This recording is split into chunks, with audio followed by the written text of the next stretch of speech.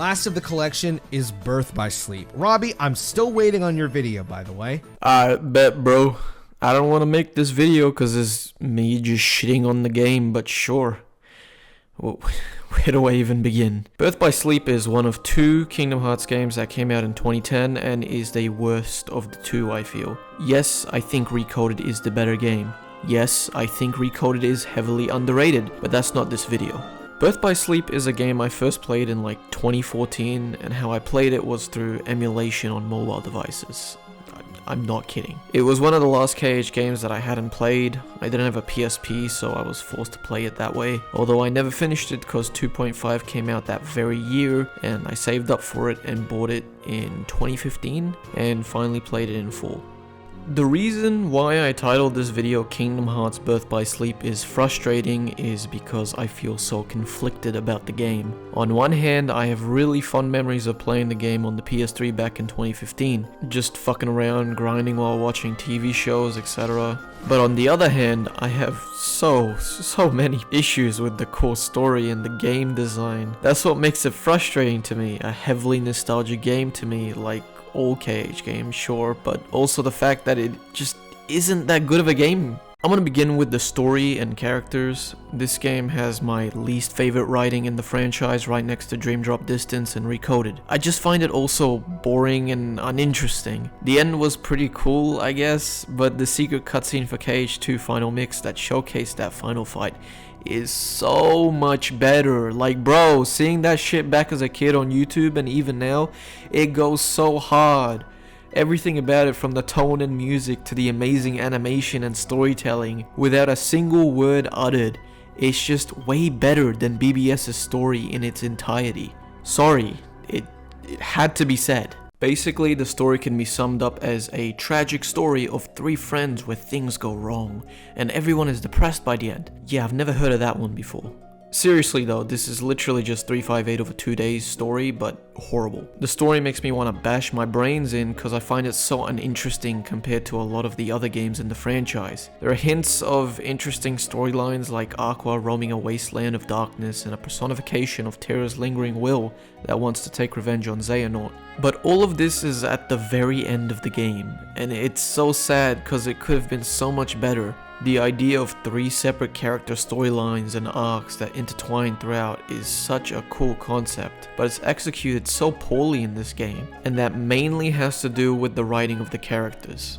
We have Bald, old guy who is the most evil looking mofo in this series. We got another old dude guy but with a head full of hair and who isn't evil but does like nothing in the story. We have a buff shonen protagonist but even more boring. His whole ass character is trying to fight the darkness inside him and simping for Bald, old evil guy. We have the chick with no personality till the end of the game. We have the beta test version of Roxas, who is the most interesting character throughout the game but is so much less interesting than Roxas. And then we have evil Sora or some shit. Definitely the most boring cast of characters in a KH game to me. One of the big reasons I don't love this cast as much as the other games is because I don't find the relationship between Aqua, Terra, and Ventus genuine or real. I love the relationship between Sora, Donald, and Goofy, and Sora, Kairi, and Riku, and Roxas, Axel, and Xion because they felt so personal. They had much more time together to develop in the game. But with BBS, there are very few times when they interact in the game, and almost all of them feel forced to me. I get that they've known each other for a while, but they don't really show it or act like it. The dynamic of Ventus almost being like Aqua and Terra's little brother is really nice, but it didn't go far aside from a few jokes and outbursts. Gameplay.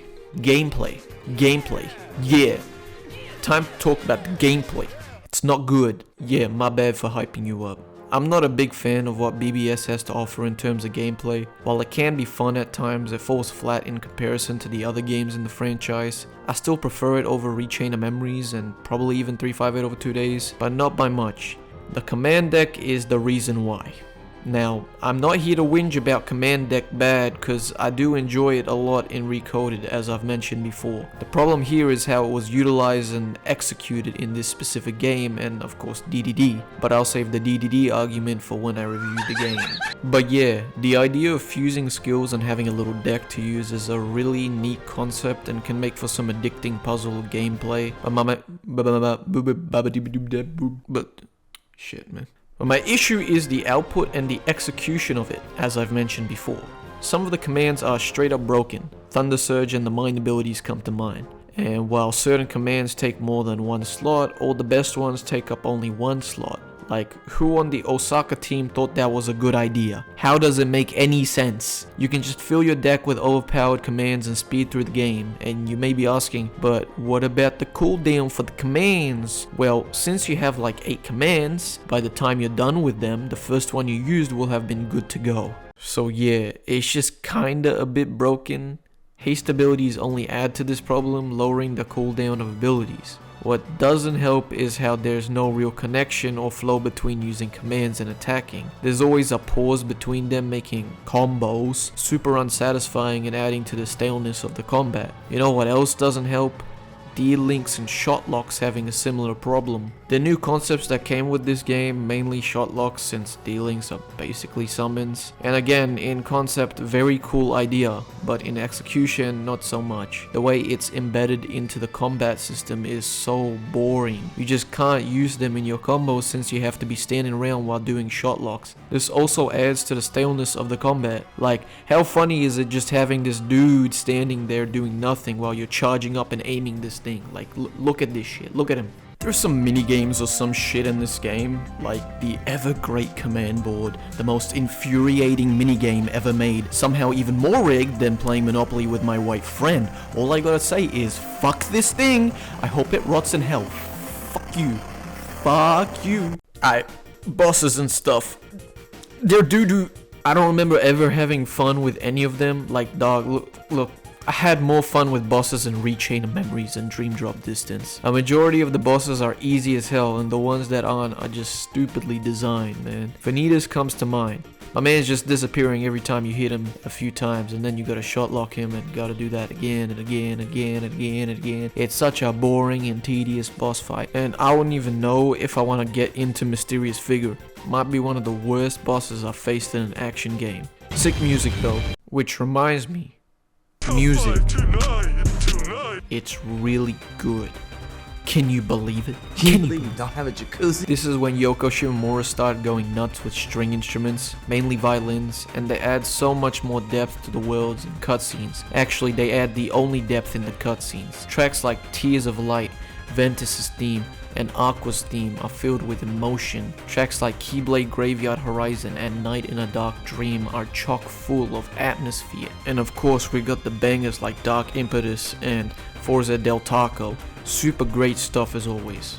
To continue with sound design, the voice acting, it's very bad at times, even for this series. Have you always had a problem around here with those monsters? Aqua and Terra have some of the worst voice acting in the series, 100%. Terra just sounds so bored, but I don't blame him with writing like this. But also this game somehow got Leonard Nimoy as bald, evil old man, and Mark Hamill as other old dude. Like how? How did they get them? Of course, they're the highlight of the vocal cast alongside Jesse McCartney as Ventus. As for level design, it's okay, I guess. I don't have a problem with any worlds in particular, but none of them stand out to me either. The only issue I have is with backtracking. It can get pretty damn annoying. Like, I get the concept of 3 characters having their own separated storylines that collide in sections by the end, but as I mentioned in the writing segment, it could have been much better executed. Honestly, a lot of the core issues with this game are due to poor execution. That's it though, really. Not much else I want to say about the game other than, are you happy, Chris? Are you happy? This is what you ask for. I give the game a 5 out of 10 or something. Would be lower, but nostalgia or whatever. See you next time, I guess. taking my time, rhyming so used to remain on my mind. Too much to say about my mental decline, so I write them all down and I'm spinning my rhymes. Taking my time, rhyming so used to remain in my mind. Too much to say about my mental decline, so I write them all down and I'm spinning my rhymes. Told myself I had to do that, but I never knew better. Guess you right, you knew that. On new track, see you soon, I'll let you go reviews that. With newsflash, you in the same position as me. Couple extra hours in and they just sound like a dream. Acted like a borrowed time and they couldn't be me. Cause we both know in this world that really nothing is free.